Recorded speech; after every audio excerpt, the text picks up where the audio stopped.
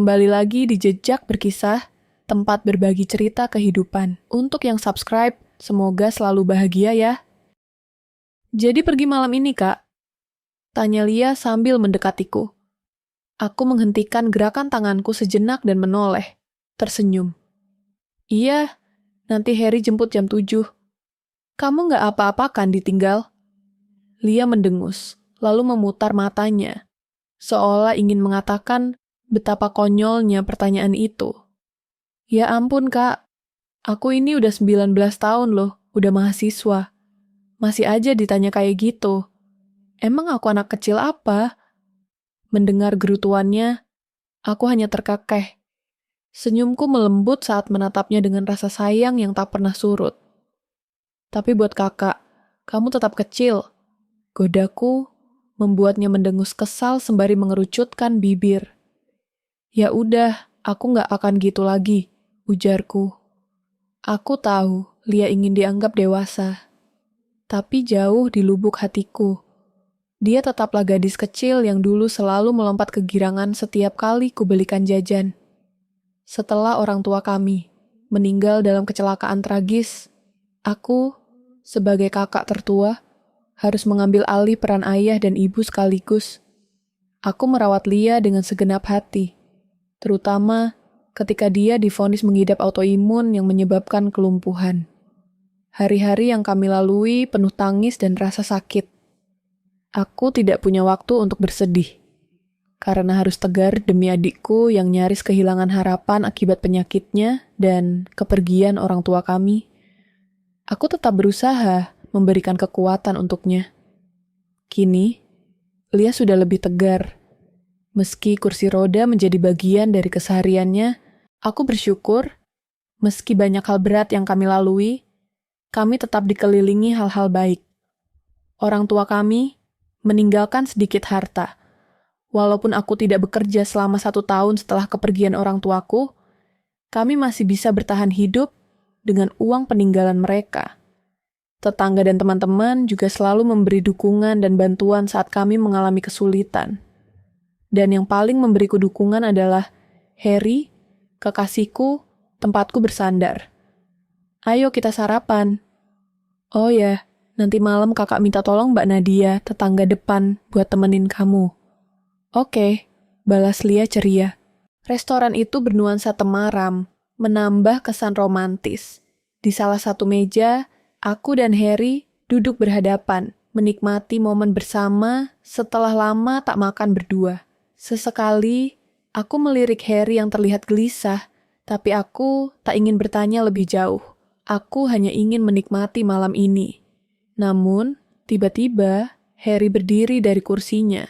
Aku menatapnya, bingung. Perlahan, dia berlutut di hadapanku. Jantungku tiba-tiba berdetak lebih kencang. Dari saku celananya, dia mengeluarkan sesuatu. Tangan kanannya menggenggam sebuah kotak kecil yang terbuka, menampilkan cincin berlian berkilauan di dalamnya. Lily, kata Harry dengan suara yang terdengar gugup. Aku sudah lama mencintaimu. Aku mau kita menjadi keluarga. Maukah kamu menikah denganku? Aku membeku. Dadaku seperti ingin meledak karena campuran emosi yang bergejolak. Bahagia, terkejut, bingung. Semuanya menyeruak dalam benakku. Harry menatapku dengan penuh harap, menunjukkan cinta yang selama ini dia berikan tanpa syarat. Iya, jawabku dengan suara yang hampir tak terdengar. Air mata mulai menggenang di pelupuk mataku. Harry tersenyum lebar, bangkit, lalu menyematkan cincin itu di jari manisku sebelum memelukku erat. Sontak para pengunjung restoran bersorak dan bertepuk tangan. Di perjalanan pulang, aku tak berhenti memandangi cincinnya. Kilauan berlian itu seolah memberi harapan baru. Tinggal selangkah lagi, aku mewujudkan mimpiku sejak dulu, menjadi istri dan ibu. Harry yang sedang mengemudi menggenggam tanganku dan berkata, aku tahu ini akan mengubah hidup kita. Tapi aku percaya kita akan bahagia bersama. Ada yang ingin aku bicarakan nanti tentang masa depan kita berdua.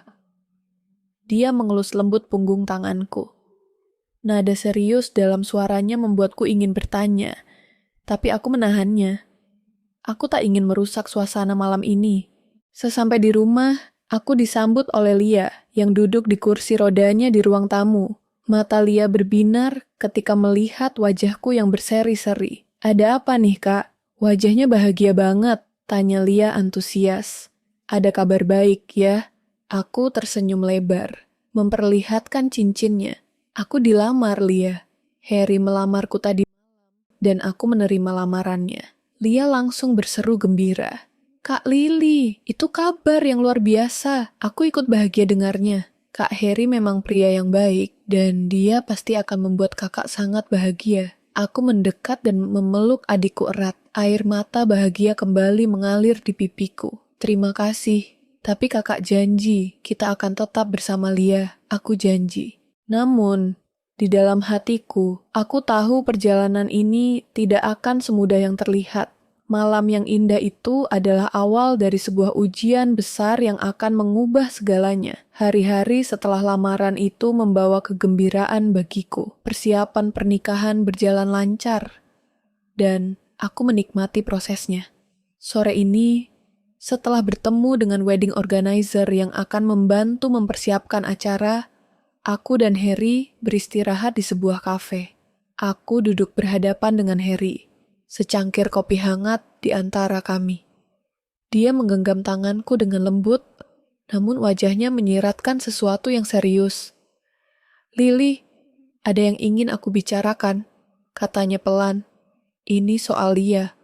Aku mengernyitkan dahi, terheran dengan Harry yang tiba-tiba menjadikan Lia sebagai topik pembicaraan serius. Apa itu, Harry? Aku tahu kamu sangat peduli pada Lia, dan aku menghormati itu. Tapi setelah kita menikah, aku ingin kita punya rumah sendiri. Tempat kita berdua bisa fokus membangun keluarga tanpa gangguan. Gangguan? Apa maksudmu? Aku hanya ingin kita menjalani hidup kita tanpa harus selalu memikirkan orang lain. Aku pikir Lia bisa tinggal di tempat yang lebih baik, seperti asrama khusus atau panti dengan fasilitas yang memadai. Dan kita menjenguknya sebulan sekali. Ucap Harry dengan wajah serius. Lia adikku, aku sama sekali tidak mau meninggalkan dia sendirian. Hanya dia satu-satunya keluargaku. Ucapku tegas. Kita tidak bisa membangun rumah tangga jika ada gangguan orang lain, Lily. Kamu seharusnya fokus dengan keluarga kita. Adikmu sudah dewasa, jawab Harry. Mata bulatku terbelalak. Aku tidak percaya dengan apa yang baru saja aku dengar. Harry baru saja menyebut adikku sebagai gangguan. Aku mengeraskan suara. Lia bukan orang lain, dan Lia bukan gangguan. Dia adikku. Jangan pernah mengatakan hal itu lagi, Harry. Harry menghela nafas panjang. Tapi sampai kapan kamu akan terus mengorbankan dirimu? Kita juga punya hak untuk bahagia. Aku hanya mencoba mencari jalan tengah. Aku menggeleng. Jalan tengah apa? Memisahkan aku dan adikku? Aku tidak bisa. Kalau kamu tidak bisa menerima kami berdua, aku tidak yakin pernikahan ini akan berjalan. Harry terdiam. Ini pertama kalinya perdebatan kami tidak ada penyelesaian. Suara-suara dari meja sekitarnya terdengar samar, seolah dunia luar berhenti. Aku bangkit dari kursiku, pandanganku tegas. Aku perlu waktu sendiri, Harry. Aku akan memikirkannya, tapi jangan berharap aku meninggalkan Lia. Aku melangkah keluar dari kafe dengan dada sesak. Air mata mulai menggenang di pelupuk mataku. Perasaan bahagia yang sempat kurasakan saat hendak mempersiapkan pernikahan perlahan berubah menjadi keraguan. Setelah pertengkaran terakhir dengan Harry, aku menjalani hariku dengan berat. Lia, yang tidak mengetahui masalah yang sedang terjadi, tetap bersemangat mendukungku mempersiapkan pernikahan. Senyum Lia adalah pelipur lara di tengah pikiranku yang kalut. Ketika malam tiba dan Lia telah tertidur, Harry datang ke rumah dengan wajah muram. Ini pertama kalinya dia mengunjungi tanpa senyum hangatnya, dan pertama kalinya aku melihatnya sejak perdebatan kami di kafe. Aku mempersilahkannya masuk, tetapi suasana tegang memenuhi ruang tamu yang biasanya penuh canda tawa. Lily, aku tidak bisa terus seperti ini. Harry memulai pembicaraan dengan nada rendah. Aku ingin ada kejelasan.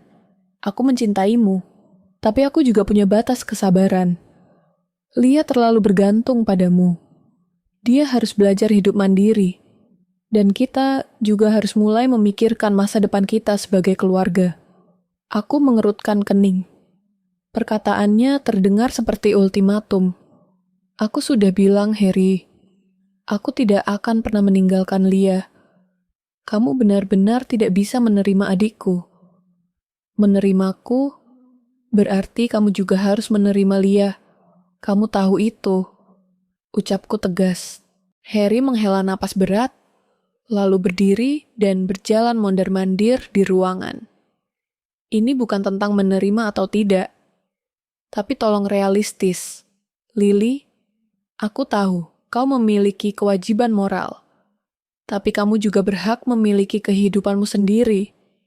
Kalau Lia tetap tinggal bersama kita setelah menikah, aku khawatir. Khawatir apa? Potongku tajam.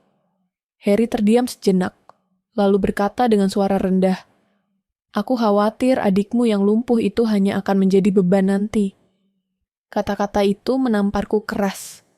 Aku menatapnya tajam, mataku memerah, emosiku meluap. Beban?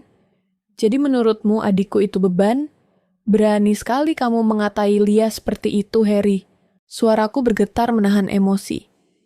Tegas sekali kamu menghina Lia.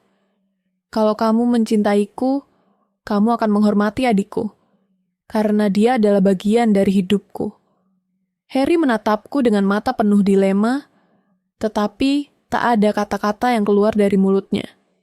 Setelah beberapa saat, aku melanjutkan dengan suara tegas, kalau kamu tidak bisa menerima kami berdua, maka mungkin kita tidak seharusnya bersama.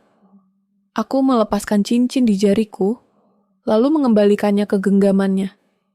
Lily, bukan ini maksudku, ucap Harry putus asa. Dia mencoba meraih tanganku, tetapi aku mundur selangkah, menjaga jarak. Dengan suara bergetar, aku menambahkan, aku mencintaimu, Harry. Tapi cinta yang memisahkan keluarga bukanlah cinta yang aku inginkan. Aku menghela napas lelah. Tolong pergi dari sini, Harry. Tanpa menunggu jawaban, aku mendorongnya keluar dan segera menutup pintu. Air mataku tumpah tanpa bisa dibendung lagi. Aku terduduk di lantai ruang tamu, memeluk lututku erat. Aku tak menyangka kekasihku mengatakan hal sekeji itu. Harry yang kukenal adalah pria penyayang yang berpikir luas. Namun ternyata aku salah. Aku tidak benar-benar mengenalnya. Dan setelah aku tahu, aku harus mengubur mimpiku. Dari dinding yang membatasi ruang tamu, aku mendengar suara Lia. Kak Lily, tadi ada tamu ya? Aku bangkit dari duduk dan buru-buru menyeka air mataku. Mencoba tersenyum meski tubuhku bergetar. Nggak ada siapa-siapa, Lia. Tidur lagi. Ya, sahutku padanya. Aku mencoba bersikap seolah tidak ada yang terjadi. Aku tidak ingin Lia terbebani dengan batalnya pernikahanku. Apalagi jika dia tahu alasan dibalik itu semua. Itu hanya akan menghancurkan hatinya. Yang harus aku lakukan hanyalah bersikap biasa saja. Walau hatiku hancur tak berbentuk. Malam itu, sunyi memenuhi rumah kecil kami. Aku duduk di ruang tamu, mencoba mengalihkan pikiranku dengan membaca buku, tapi tak satu kata pun benar-benar kupahami. Sejak perdebatan terakhir dengan Harry, ada sesuatu yang terus mengganggu pikiranku. Aku berusaha bersikap seperti biasa di depan Lia, tapi aku tahu ia bisa merasakan ada yang salah. Saat aku hendak menuju dapur untuk mengambil segelas susu hangat untuk Lia, samar-samar aku mendengar isakan tertahan dari kamarnya. Hatiku mencelos. Dengan langkah cepat, aku menuju kamarnya dan membuka pintu. Aku membeku di ambang pintu. Di bawah cahaya redup lampu tidur, Lia duduk di kursi rodanya, menggenggam sesuatu di tangannya. Di atas meja kecil di sampingnya, ada beberapa lembar kertas dengan tulisan yang tak sempat ia sembunyikan. Mataku langsung tertuju pada gunting kecil yang ada di genggamannya. "Lia, apa yang kamu lakukan?" Aku berteriak dan langsung berlari menghampirinya. Lia tersentak kaget, buru-buru menyembunyikan gunting itu di belakang tubuhnya. Tapi aku lebih cepat. Aku merampasnya dari tangannya, lalu menatap lembaran kertas di meja. Hatiku seketika mencelos saat membaca beberapa baris awal tulisan tangan itu. Surat perpisahan. "Lia, kamu tidak sungguh-sungguh memikirkan ini, kan?" Tanyaku dengan suara parau, hampir berbisik. Lia menunduk, bahunya bergetar. Air matanya mengalir tanpa ia coba tahan lagi. "Aku cuma beban buat kakak. Karena kakak batal menikah dengan Kak Heri. Karena hidup kakak selalu sulit. Kalau aku pergi, kakak akan bahagia." Tanpa berpikir panjang, aku melempar gunting itu ke lantai dan langsung menarik Lia ke dalam pelukanku. Aku bisa merasakan tubuhnya yang gemetar, napasnya yang tersengal di bahuku. "Dengar aku, Lia." Aku menangkap wajahnya, menatap matanya yang penuh air mata. "Kamu bukan beban. Kamu alasan aku bertahan selama ini. Kalau nggak ada kamu, mungkin aku sudah menyerah sejak lama. Kamu satu-satunya keluargaku, satu-satunya harapanku. Tapi kakak batal menikah karena aku. Aku menghalangi kakak untuk punya kehidupan baru." Isaknya semakin keras. Aku menggeleng tegas, mataku juga mulai memanas. Kalau seseorang mencintaiku, dia harus menerima kamu juga. Kakak enggak akan pernah meninggalkanmu. Heri, dia tidak pernah benar-benar memahamiku. Dan itu bukan salahmu. Itu keputusanku memilih untuk menjaga kamu, Lia. Karena kamu berharga buat kakak. Lia menangis semakin keras, memelukku erat-erat. "Aku takut, Kak. Aku nggak mau kehilangan kakak." Aku membalas pelukannya, menempelkan daguku di puncak kepalanya. "Kamu nggak akan pernah kehilangan aku. Kita akan melewati semuanya bersama. Apapun itu." Malam itu, di bawah sinar bulan yang menembus jendela, kami berdua menangis dalam kehangatan pelukan. Tak ada lagi kesalahpahaman. Tak ada lagi perasaan bersalah.